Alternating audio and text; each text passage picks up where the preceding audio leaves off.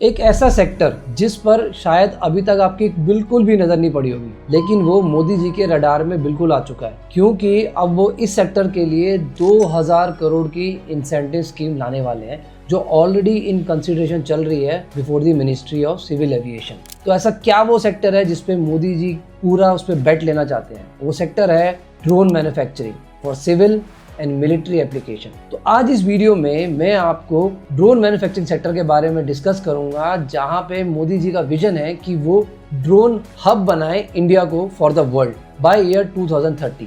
तो हम डिस्कस करेंगे कि इंडियन गवर्नमेंट की क्या पॉलिसी रही है फ्रॉम ईयर 2020-21, इस ईयर 2025 में कौन सी वो इंसेंटिव स्कीम लाने वाले हैं, और थर्ड हम बात करेंगे ऐसे वो टॉप 3 कौन से वो लिस्टेड कंपनीज हैं जिसको आप इवेल्युएट कर सकते हैं और इन्वेस्ट कर सकते हैं for the next 5 to 6 years. So let's start. बात करते हैं इंडिया की ड्रोन पॉलिसी, जिसकी फाउंडेशन रखी गई थी ईयर 2021 में। इंडिया ने सबसे पहले वहाँ पे ड्रोन की कैपेबिलिटीज को पहचाना, क्योंकि वो सिर्फ मिलिट्री सेगमेंट्स के लिए नहीं, सिविल सेक्टर्स में भी यूज हो रहा था, more so in R&D sectors and as well as in agriculture and infrastructure sectors as well. तो इंडिया ने सबसे पहले एक पॉलिसी अनाउंस करी थी। उस पॉलिसी का नाम था लिबरलाइज ड्रोन रूल्स 2021, और उसका मेन पर्पस ये था जो लाइसेंसिंग ऑपरेशंस है मैन्युफैक्चरिंग के लिए उसको ईज आउट करे गए, ताकि इजीली ड्रोन्स को मैन्युफैक्चर किया जा सके। Next, drone air space map को बनाया गया, बताया गया, और almost 90% of the air space को बेनिफिट दिया गया, जहां पे ग्रीन जोन बोला गया, जहां पे ड्रोन्स को इजीली फ्लाई कर सकते हैं up to 400 feet. Then agriculture sector में मॉनेटरी ग्रांट को प्रोग्राम को शुरू किया गया, जिसके थ्रू एग्रीकल्चर सेक्टर्स या एग्रीकल्चर जो इंडस्ट्रीज हैं ड्रोन्स को यूज कर सकती हैं एंड उसके अगेंस्ट उनको ग्रांट्स मिलेगा। ड्रोन रूल्स के अंदर ही एक डिजिटल स्काई प्लेटफॉर्म बनाया गया, ताकि जितनी भी एप्लीकेशंस हैं for the purpose of manufacturing of drone and related R&D, वो उस प्लेटफॉर्म पे ऑनलाइन जाके उसको कर सके। तो ऑफलाइन से ऑनलाइन मोड पे लेके गए।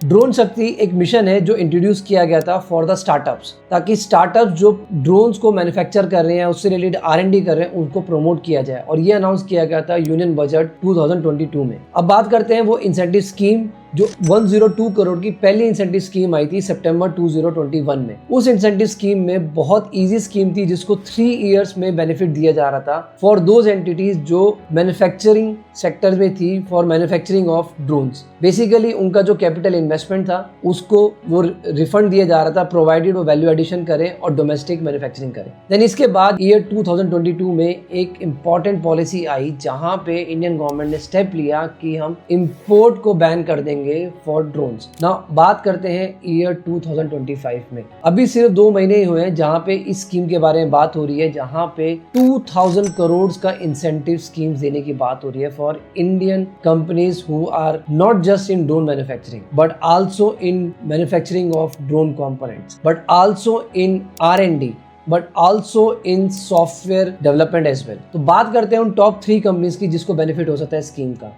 पहली है आइडिया फोर्ज टेक्नोलॉजी लिमिटेड, जो सप्लाई करती है drones more specifically to defence sector, homeland security and enterprise. तो ड्रोन सिक्योरिटी सेक्टर में ये नंबर 1 है। स्ट्रॉन्ग मार्केट शेयर है इनका in drones for surveillance purposes. Second बात करते हैं Zen technology limited. Zen technology जानी जाती है डिफेंस ट्रेनिंग सिमुलेटर्स के लिए, but also has expanded into drones and counter drone systems. Third important company की बात करते हैं पारस डिफेंस। चेक करना इसके बारे में भी, की प्लेयर है और मोस्ट ओल्ड प्लेयर है मैन्युफैक्चरिंग ऑफ ड्रोन कंपोनेंट्स के लिए। साथ साथ पारस डिफेंस जो है वो स्टार्टअप्स के साथ भी काम करता है for developing the drone tech, जो R&D में भी बहुत हाईली इन्वेस्ट करता है। So Paras defence, Zen technology and Idea Forge, इन तीनों कंपनीज के बारे में जरूर रीड करें, देखें कि इनके क्या फाइनेंशियल्स क्या बात कर रहे हैं, इनकी क्या मूवमेंट हो रही है, किस तरीके से वो अपना ड्रोन की मैन्युफैक्चरिंग कैपेबिलिटीज को बढ़ा रहे हैं, किस तरीके से वो ड्रोन की R&D कैपेबिलिटीज को बढ़ा रहे हैं, और किस तरीके से ये इंसेंटिव स्कीम उनको फायदा दे सकती है आने वाले 5-6 महीनों में। So let me know